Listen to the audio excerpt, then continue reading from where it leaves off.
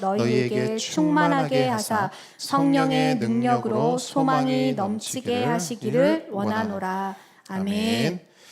겸손과 순종의 마음으로 오늘 이 말씀 함께 받도록 하겠습니다. 오늘 본문은 우리가 지금까지 살펴본 새로운 삶 단락을 마무리 짓는 결론부라고 할 수 있겠습니다. 화면을 한번 보시겠습니까? 네, 화면을 보시게 되면 우리가 1장부터 11장까지 죄, 믿음, 확신, 그리고 구원 역사까지 이렇게 쭉 살펴봤는데요. 자, 이 부분을 한 단어로 하면 복음이 되겠죠. 한 단어로 하면 뭐라고요? 복음. 그래서 1장부터 11장까지는 바울이 복음에 대해서 우리에게 이야기를 했습니다. 그리고 마지막 부분을 보시게 되면 사람이 한 사람 서 있고요. 사람에게 뭐 어떤 글자가 서 있죠? 새로운 삶. 네, 맞아요. 이 마지막 부분은 새로운 삶인데요. 복음으로 구원받은 사람의 새로운 삶에 대한 말씀들이 바로 이 부분에 기록이 되어 있는 것입니다. 그렇게 우리가 묵상했던 말씀들이 이렇게 돼요. 한번 보시겠어요? 보시면 우리가 드릴 영적 예배부터 시작해서 밑으로 쭉 내려오면 한몸 공동체, 은사 공동체, 승리 공동체 이렇게 나오고요. 그다음에 그 다음으로 보시면 뭐 교회와 국가, 깨어나라, 비판하지 말라, 걸림돌이 아니라 디딤돌이다, 믿음이 강한 사람 되어라. 이렇게 우리가 이 새로운 삶 요 관련된 말씀을 가지고 이런 제목들로 이제 말씀 설교를 나눴습니다. 어떻습니까? 제목만 봐도 만만치가 않죠. 그렇죠? 새로운 삶이라는 게 가볍지 않고 굉장히 무겁게 다가옵니다. 표정을 보니까 저만 무거운 것 같은데 여러분, 저 새로운 삶을 저만 받아야 됩니까? 유정훈 목사만 받아야 되는 삶입니까? 아니죠. 우리 모두가 다 받아야 되는 삶인 것입니다.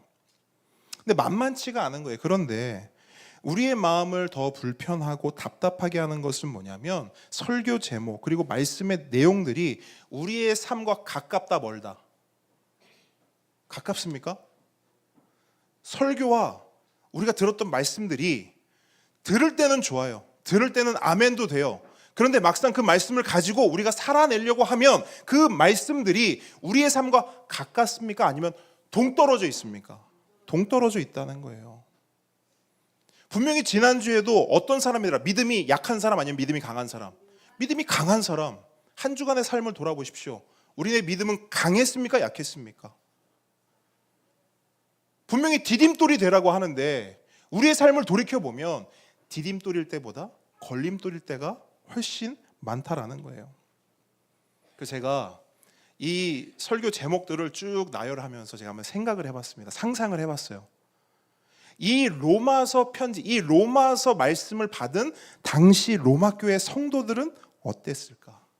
그들의 마음은 어땠을까? 이 말씀, 이 설교, 이 바울의 편지를 받아든 로마 교회 성도들은 어땠을까? 근데 생각을 해보고 곱씹어봐도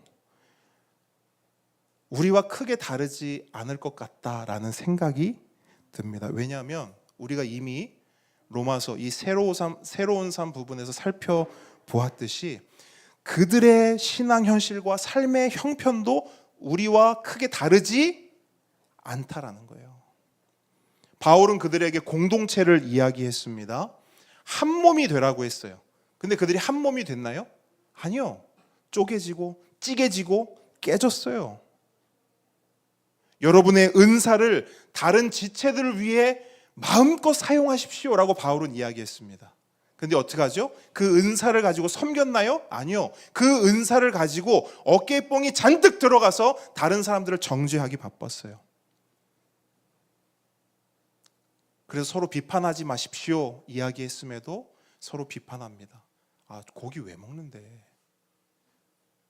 아, 왜 주일 안 지키고 안식일 지키는데? 서로 사랑하라고 했어요. 근데 서로 사랑하지 못했습니다. 그래서 바울이 이 편지를 쓴 것이죠. 이 설교의 내용들, 이 말씀들을 그들에게 전달한 것이죠. 그런데 여러분 생각해 보자고요. 그러한 연약함, 그러한 부족함, 그러한 분열과 깨어짐이 편지 한 장, 설교 한 편으로 잠잠해지고 돌이켜지고 회복이 될까요? 여러분, 믿음이 강한 사람 되십시오. 제가 이렇게 설교했어요. 그럼 우리가 믿음이 강한 사람이 되나요? 걸림돌 말고 디딤돌이 됩시다 하면 우리가 그 다음날부터 바로 디딤돌이 되던가요? 되면 좋겠지만 우리 현실은 그렇지 않다라는 거예요. 그러다 보니 로마 교회 성도들도 바울을 통해 자신들의 문제가 뭔지, 이제부터 뭘 해야 되고 뭘 하면 안 되는지를 분명하고 선명하게 알게 되었음에도 불구하고 그들의 마음 또한 우리와 같이 막막했을 것이고 답답했을 거예요. 왜? 하나님의 말씀을 보면, 하나님의 말씀을 읽고 들으면 가야 할 목적지가 분명하게 보입니다. 그런데 이 말씀을 가지고요, 막상 그 목적지를 향해 올라가려니까, 이 말씀대로 순종하려니까 어떤 마음이 드냐? 까마득해 보이고, 과연 내가 이걸 할 수 있을까? 과연 내가 성경이 말하는 저 새로운 삶을 과연 내가 살 수 있을까라는 생각이 먼저 들 수밖에 없다라는 거예요. 아까 보여드렸던 그 설교 제목들을 쭉 폈어요. 그리고 저에겐 설교 원고가 있으니까 그 설교 원고도 전체는 아니지만 부분 제가 하나씩 꺼내서 다 읽어봤습니다. 다시. 그러면서 곱씹어봤어요. 이 말씀을 가지고 설교를 한 나는 과연 이 새로운 삶을 살아내고 있는가? 이 말씀을 가지고 함께 묵상하고 겸손과 순종의 마음으로 말씀을 받겠습니다. 아멘. 고백한 우리 공동체는 과연 바울이 말했던 이 새로운 삶을 살아내기 위해 몸부림치고 있는가?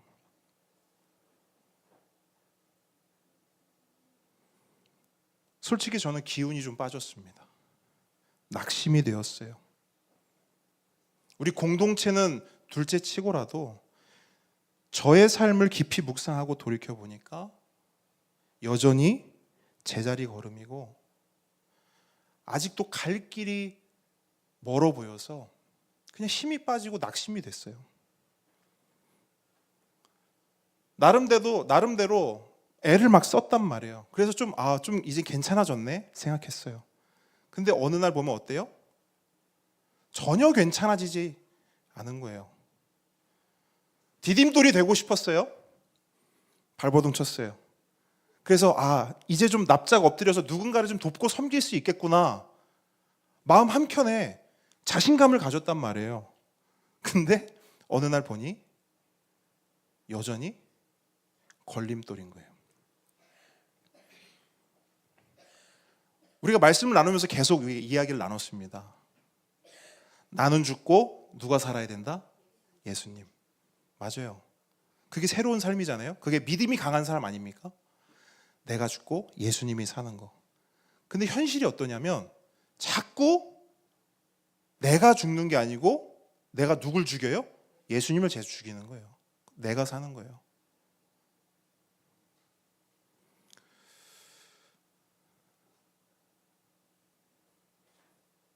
최근에 기운이 계속 빠지는 거예요. 처음에 저는 가을 타는 줄 알았습니다.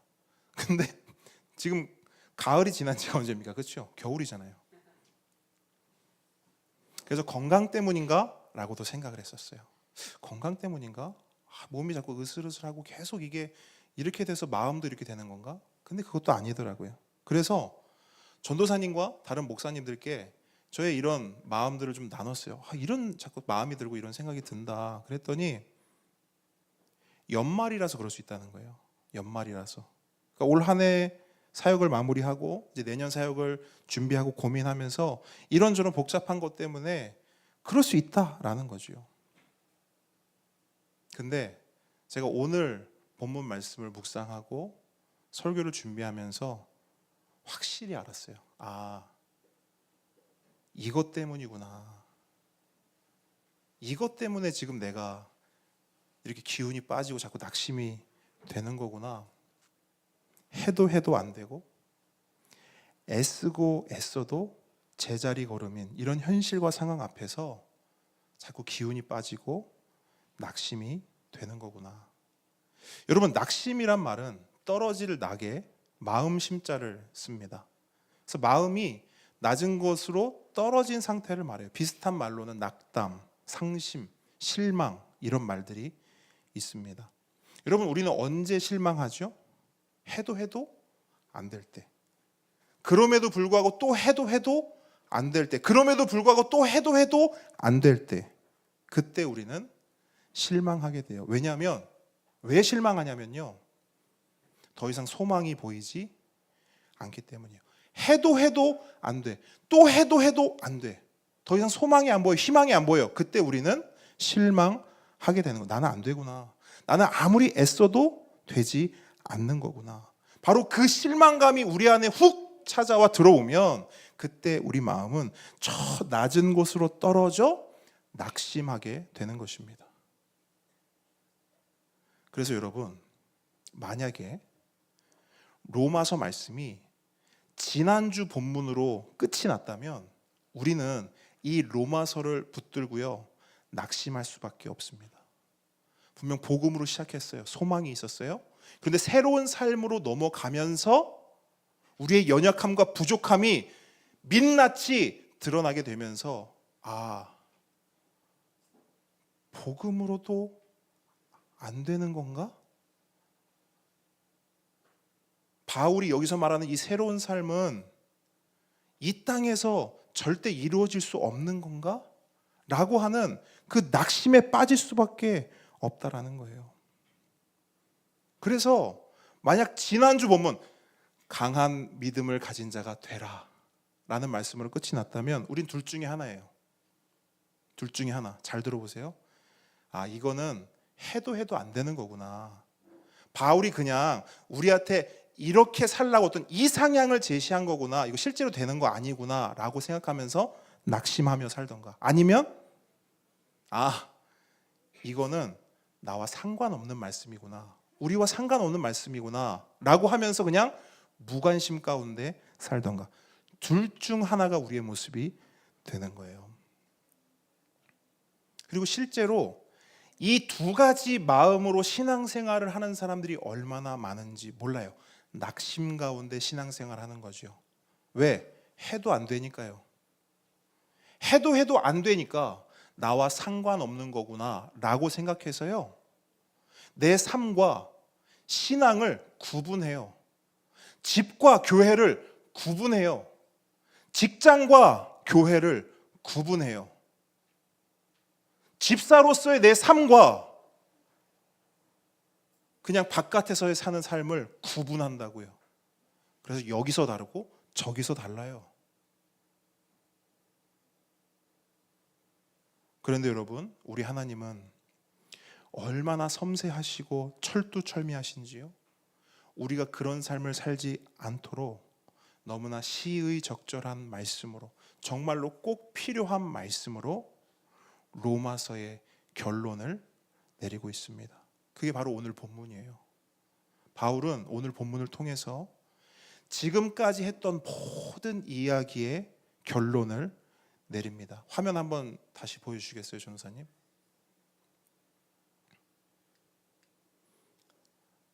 제 화면을 올려주세요. 여러분, 새로운 삶 밑에 있는 말씀을 한번 보세요. 12장 1절부터 몇 장 몇 절까지로 돼 있죠? 15장 13절까지 돼 있어요. 무슨 말이냐면요, 로마서의 모든 말씀의 결론부가 15장 13절이라는 거예요. 그러니까 이 13절 말씀이 새로운 삶의 결론인 동시에 로마서 1장부터 시작된 모든 이야기의 종결이 된다라는 거예요. 근데 성경을 한번 보세요. 이상합니다. 목사님, 로마서는 13절에서 끝나는 게 아닌데요? 그죠? 14절도 있고요. 그 뒤로 16장까지 말씀이 분명히 있단 말이에요. 그럼 목사님, 14절부터 16장의 말씀은 뭔가요? 여러분, 쉽게 말하면 그 부분은 부록이라고 생각하시면 돼요. 부록. 그래서 여기에는 어떤 내용들이 들어있느냐? 바울이 이제 앞으로 어떤 계획을 가지고 있는지, 그리고 그들을 로마 교회와 그들에게 안부를 묻고 인사를 하는, 편지로 치면 마지막 그냥 인사 부분이라고 생각하시면 돼요. 그렇기 때문에 새로운 삶의 마지막 결론은 오늘 본문이고요. 그 중에서도 13절 말씀이 이 새로운 삶의 핵심, 더불어 로마서의 종결, 결론 부분이다라고 할 수 있는 거예요. 그런데 그 바울이 말했던 이 로마서 새로운 삶의 핵심의 내용이 뭐냐? 그게 바로 오늘 설교의 제목입니다. 저를 따라합니다. 소망의 하나님을 바라보라. 자, 본문 13절 함께 읽도록 하겠습니다. 시작. 소망의 하나님이 모든 기쁨과 평강을 믿음 안에서 너희에게 충만하게 하사 성령의 능력으로 소망이 넘치게 하시기를 원하노라. 아멘. 우리의 모든 소망이 하나님께 있고, 우리가 믿는 하나님은 사랑의 하나님, 능력의 하나님, 영광의 하나님이실 뿐 아니라 어떤 하나님? 소망의 하나님이 되신다라는 거예요. 여러분, 이 소망의 하나님이란 명칭은 성경 전체에서 여기 단 한 번 등장합니다. 소망의 하나님이란 이름은 사실 우리에게 익숙치 않아요. 왜? 성경에 많이 등장하지 않기 때문에. 우리는 사랑의 하나님, 능력의 하나님, 영광의 하나님 익숙하지만 소망의 하나님은 익숙하지가 않단 말이에요. 성경에 단 한 번 등장하는 부분입니다. 그래서 바울은 뭘 이야기하냐면 그 소망의 하나님을 믿고 의지하며 바라보라 라면서 오늘 결론부를 짓고 있는 거예요. 여러분, 우리는 이미 충분히 경험한 것이 있습니다. 뭐냐? 나를 믿고 나를 보면 뭐 합니까? 실망하지요. 다른 사람을 보고 다른 사람을 믿고 의지하고 기대하면 뭐 해요? 실망합니다. 하나님은 이 모든 것들을 이미 알고 계셔요. 그래서 이렇게 저렇게 새로운 삶을 살아야 한다라고 말씀하시고, 자, 이제부터 한번 그 삶을 살아봐, 화이팅! 하지 않으시고 그 새로운 삶을 살아낼 수 있는 방법도 우리에게 알려주시는 거예요. 그 방법이 뭔지 아세요? 나만 바라봐라. 나만 의지해라. 나만 붙잡고 나에게 딱 달라붙어라.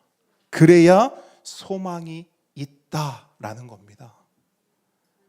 여러분, 우리가 이 세상을 살면 살수록 경험하면 경험할수록 뼛속 깊이 알게 되고 깨닫게 되는 것이 뭔지 아십니까? 하나님 없는 이 세상에는 소망이 있다 없다? 없다라는 거예요. 제가 구체적으로 예를 들어드리지 않아도 우리는 모두 알고 있어요. 하나님 없는 세상에는 소망이 없습니다. 하나님 없는 인생에는 소망이 없어요. 여러분, 단테의 신곡 가운데 지옥편을 보면 이런 내용이 있습니다. 지옥의 문, 지옥의 입구에 이런 글이 써 있다는 거예요. 혹시 아십니까? 단테의 신곡의 지옥편을 보면 지옥의 입구에 이런 글귀가 써 있다는 거예요. 그게 뭐냐면, 여기 들어오는 자 모든 소망을 버릴지어다. 여기 들어오는 자, 지옥에 들어오는 자 모든 소망을 버리고 들어오라는 겁니다. 무슨 말이에요? 지옥에는 소망이 있다 없다? 없다라는 거예요. 왜 없을까요? 네, 정확합니다.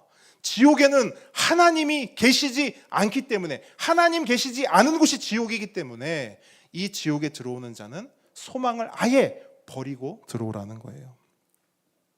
여러분, 우린 하나님 계신 곳을 천국이라 하죠. 맞습니까? 하나님 계신 곳이 천국이에요. 그렇기 때문에 그곳에는 소망이 있는 곳입니다. 그럼 하나님이 없는 곳은 뭡니까?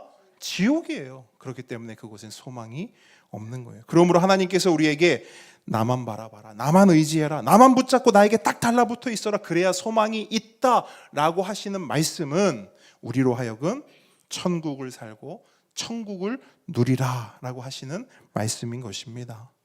저와 여러분 모두가 이 땅에서도 천국을 누리고 사는 천국 백성 되기를 축복합니다.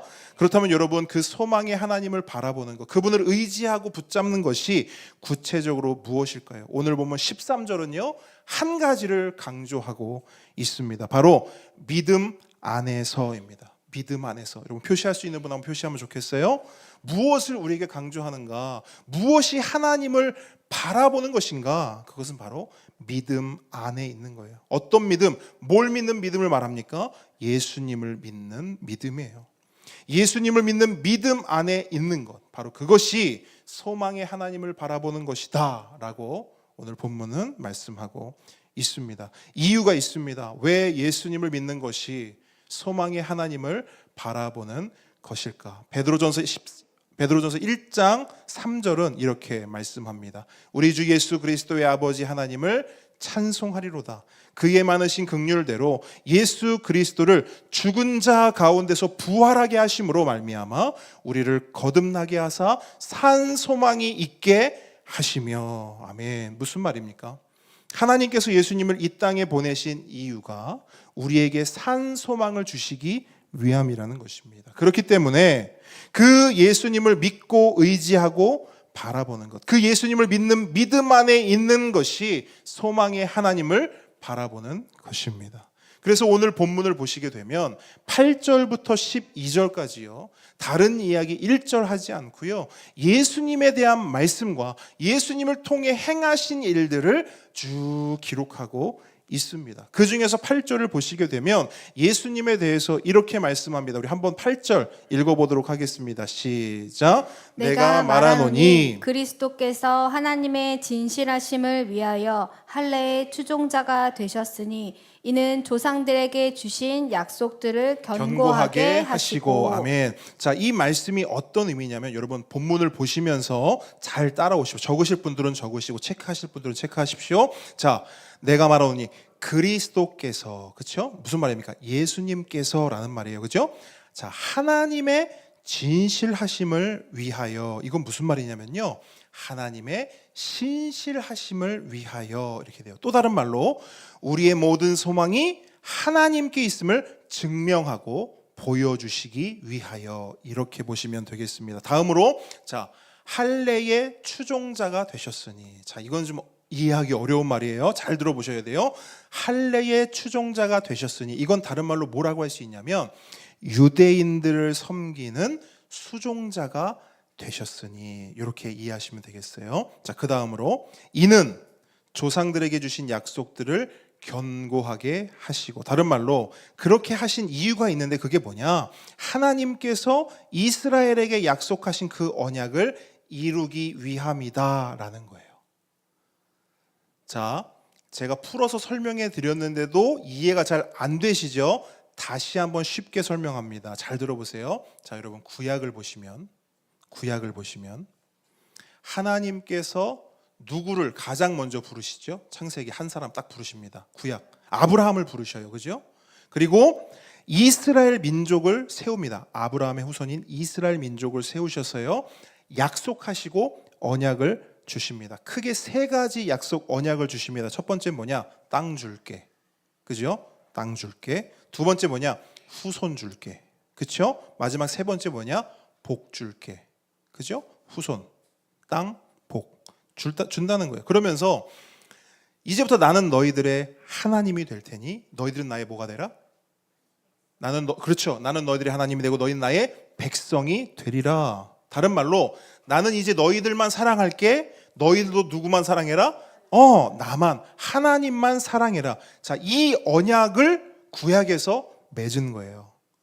그런데 우리가 성경을 읽어보면 아시겠지만 이 언약이 어떻게 돼요? 잘 언약이 지켜져 내려옵니까? 아니면 박살이 납니까? 박살이 나죠. 자, 누가 박살냈죠? 이스라엘이. 그렇죠. 이스라엘이 박살을 냈습니다. 그래서 출애굽기 이후로 이어지는 구약의 모든 이야기는 어떤 이야기가 주를 이루냐면 이스라엘이 언약을 지키지 못했다. 그래서 언약이 깨졌다. 그 결과 이스라엘은 흥했다, 망했다, 망했다. 자, 이 내용이 역사서뿐만 아니라 선지서에도 계속되는 거예요. 그게 구약의 맥락입니다. 그래서 하나님께서 구약을 통해, 이 구약의 말씀을 통해서 하시고 싶은 말씀이 뭐냐? 이스라엘에게는 소망이 있다, 없다? 없다.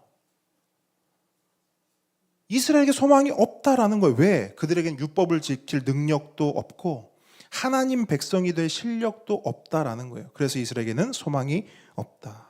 이게 구약이 우리에게 들려주는 메시지입니다. 그럼 하나님께서는 그런 이스라엘을 어떻게 하시는가? 버리십니까? 아니죠.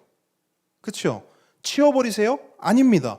만약 그렇게 하셨다면 하나님의 체면이, 굳이 표현하자면 하나님의 체면이 말이 아니게 되는 거예요. 오늘 본문 8절 말씀으로 제가 이걸 표현해 볼게요. 하나님의 진실하심, 하나님의 신실하심이 무참히 깨져버리는 거예요. 왠 줄 아십니까? 하나님께서 한 입으로 두말한 격이 되기 때문에 그래요.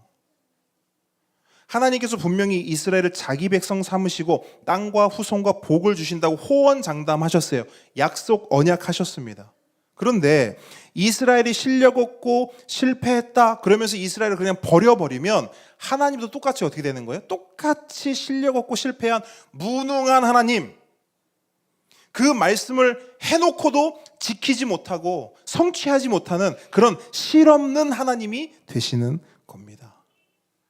요게 방금 설명드린 그 앞부분의 내용인 거예요. 그래서 진실하시고 신실하신 하나님께서는 어떻게 하시느냐? 하나뿐인 독생자 예수님을 이 땅에 보내십니다. 그리고 그 예수님께서는 8절의 말씀처럼 잘 보세요.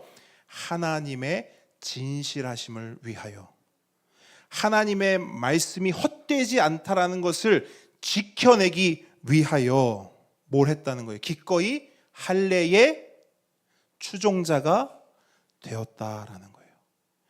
유대인들의 종이 되었다라는 거예요. 자, 예수님께서 유대인들의 종이 되어서 뭐 하셨을까요? 유대인들이 실패한, 유대인들이 지키지 못한 그 언약을 누가 대신 이루고 성취하셨다라는 거예요?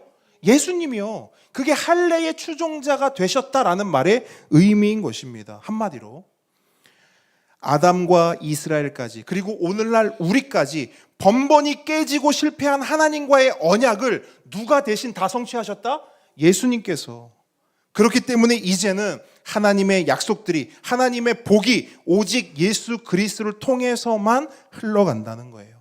유대인들에게도 예수 그리스도를 통해 흘러가고 이방인들에게도 오직 예수 그리스도를 통해 흘러간다라는 것입니다. 그러므로 모든 유대인들과 이방인들, 온 열방은 오직 누구에게 소망을 둬야 된다는 거예요? 예수 그리스도.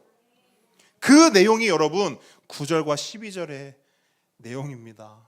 그냥 9절과 12절 내용만 보면 구약에서 말한 어떤 말씀들이 쭉 나열되어 있구나. 아니요. 제가 방금 설명해드린 말씀이 9절부터 12절까지의 내용입니다. 자, 이 마음을, 방금 들었던 이 내용을 마음에 품으면서 9절로 10절, 12절 말씀 한번 같이 읽어보도록 하겠습니다. 시작. 이방인들도 그 긍휼하심으로 말미암아 하나님께 영광을 돌리게 하려 하심이라. 기록된 바 그러므로 내가 열방 중에서 주께 감사하고 주의 이름을 찬송하리로다 함과 같으니라.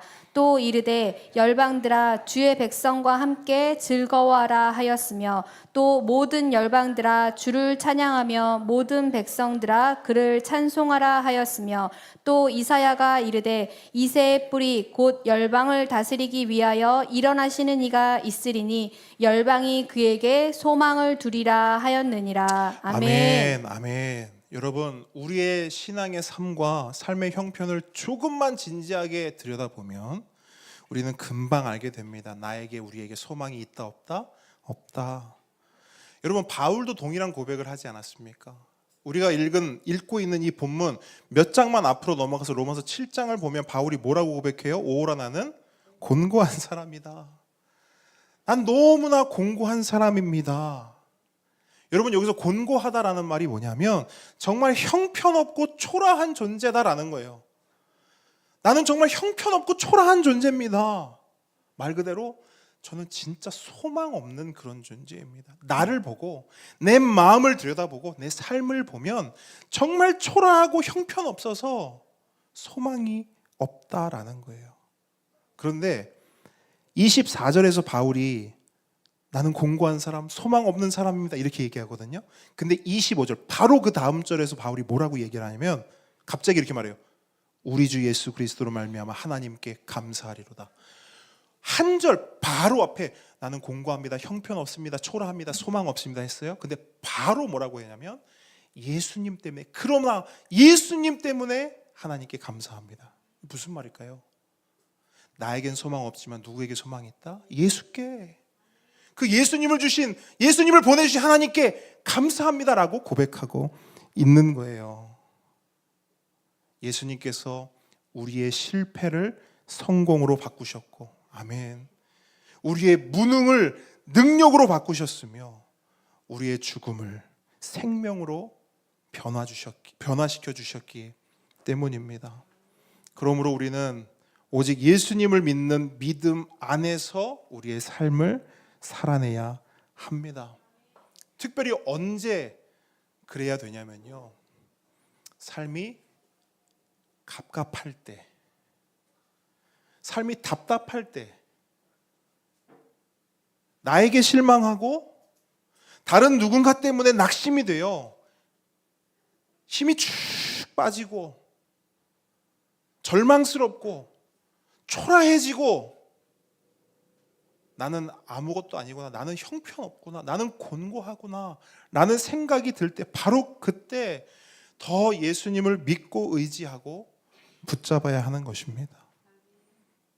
여러분, 그것이 뭐냐면 그것이 바로 소망의 하나님을 바라보는 것입니다. 하나님이 우리의 소망이 되려면 우리는 예수님을 붙잡아야 하는 거예요.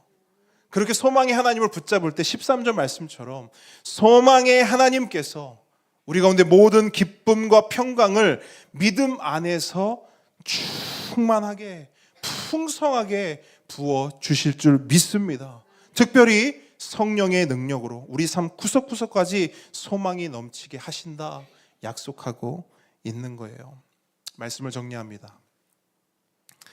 중세시대의 위대한 신학자 토마스 아퀴나스는 깊은 기도 가운데 하나님께서 주시는 이런 마음을 받게 됩니다. 마치 하나님께서 솔로몬에게 물으셨던 것처럼 위대한 신학자 토마스 아퀴나스에게도 이렇게 하나님이 물으셨어요. 내가 너에게 무엇을 주기를 원하느냐? 내가 너에게 무엇을 줄까? 여러분은 하나님께서 만약 이렇게 물으신다면 여러분은 하나님께 뭘 달라고 요구하시겠습니까? 우리 원수 성도님 굉장히 밝게 웃으시는데 뭐가 생각나셨길래 뭘 원하세요? 원수 성도님 뭐 잘되기? 사업 잘되 학원 잘되게 해주십시오. 자, 여러분, 하나님께서 진짜 물으시면 올해가 가기 전에 여러분에게 만약에 무엇을 줄까 물으시면 여러분은 무엇을 하나님께 말씀하실 겁니다. 자, 재은 성도 대답하세요. 웃지 말고. 뭡니까? 네, 뭔가 과장된 것 같은데. 방금 재은 성도가 했던 고백처럼 동일한 고백을 했어요. 내가 너에게 무엇을 줄까 했더니 토마스 아퀴나스는 이렇게 고백합니다. 주님, 주님을 주십시오. 저는 주님만을 원하고 주님만으로 만족합니다. 여러분, 이 고백이 진짜 유명한 고백이에요. 여러분, 천하의 솔로몬도 듣는 마음을 주십시오 이렇게 했거든요. 듣는 마음. 물론 그것도 정말 귀한 고백이죠. 근데 토마스 아퀴나스는 다른 거 다 필요 없고요, 저는 주님을 주십시오. 생각해봤어요. 왜 이런 고백을 했을까? 전 이게 거의 확실하다고 생각해요. 모든 소망이 주님께 있기 때문에. 여러분, 토마스 아퀴나 이 사람은요, 신학 대전이라고 하는, 그러니까 중세 시대의 모든 철학과 모든 신학을요 집대성한 정말 천재 중에 천재예요. 학자 중에 학자라고요. 근데 그렇게 모든 철학과 신학과 모든 이 세상에 있는 학문을 다 집대성한 사람에게 뭐가 필요하냐 했을 때 그 좋은 머리로 요구할 것이 왜 없었겠어요? 더 좋은 머리를 요구했을 것이고 더 좋은 어떤 것을 요구할 수도 있었을 텐데 다 공부해보고 다 집대성해 보니까 이 사람에게 남는 건 딱 하나인 거예요. 아, 다 필요 없고 주님만 있으면 된다. 여러분, 무엇을 원하십니까? 예수님. 주님을 원하십니까? 아닌 분도 있는 것 같습니다. 다시 한번 묻습니다. 자, 딴 생각하지 마시고 정신을 집중하세요. 그래야 설교가 끝이 납니다. 여기서 원고에 그렇게 써 있다고 생각하고 모두가 예수님이라고 외칠 때 설교는 마친다 라고 있다고 생각하고 다시 한번 묻습니다. 여러분, 하나님께서 여러분에게 딱 한 가지 무엇을 원하느냐 물으신다면 여러분은 뭐라고 대답하시겠습니까? 예수님을 원하십니까? 정말 예수님을 원하십니까? 그러면 여러분은 소망이 있습니다. 믿으십시오. 제 말이 아니고요, 하나님의 말씀입니다. 예수가 여러분께 있으면 여러분은 소망 있습니다. 그래서 그 소망을 품고 더 이상 지옥을 살아가지 않고 이 땅에서도 천국, 낙원, 하나님 나라의 삶을 살아가는 저와 여러분 되길 주님의 이름으로 축복합니다. 아멘. 우리 이 시간 함께 찬양하기를 원하는데요.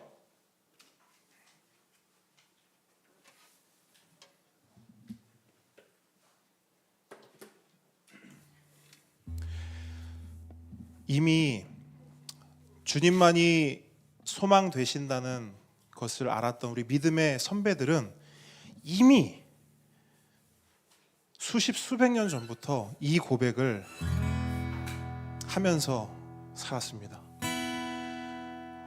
찬송가인데요. 오늘 우리에게 꼭 필요한 고백이요. 오늘 우리가 반드시 고백해야 할 그런 고백이라고 생각합니다. 우리 한 시간 믿음으로 함께 고백하기 원합니다. 이